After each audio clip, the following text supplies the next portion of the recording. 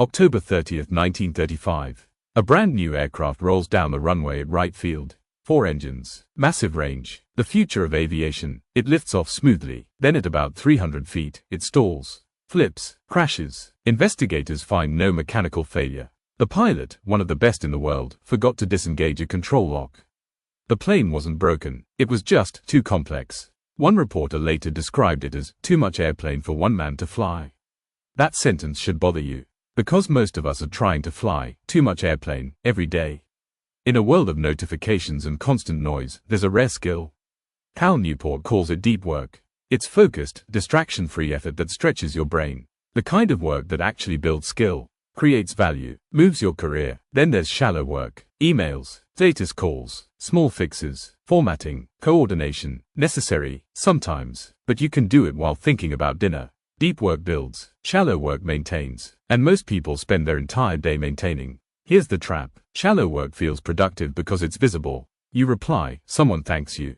You attend, someone nods. You clear your inbox, it feels like progress. But imagine a freelance writer. Deep work is shaping a 2,800-word guide until it's sharp and unforgettable.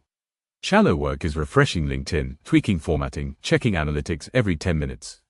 One builds reputation, the other just fills time. And here's the uncomfortable truth. Shallow work is easy to automate, easy to outsource, easy to replace. Deep work is not. You might think, fine, I'll just do deep work all day. You won't. Research on deliberate practice shows even top performers rarely sustain more than 3 to 4 hours of intense cognitive focus daily.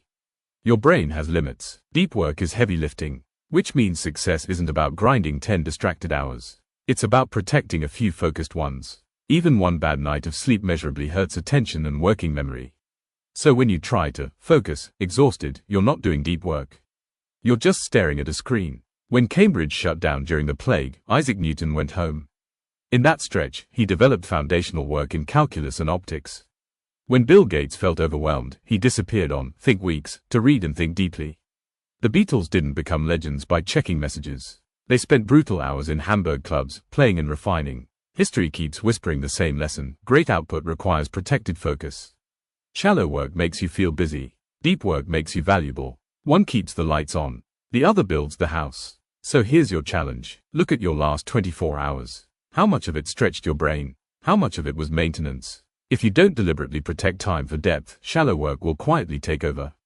Just like that pilot. Too many controls, too many moving parts, and one small forgotten lever that brings the whole thing down. Next, we'll break down the 4 deep work philosophies so you can design a system that fits your life instead of fighting it.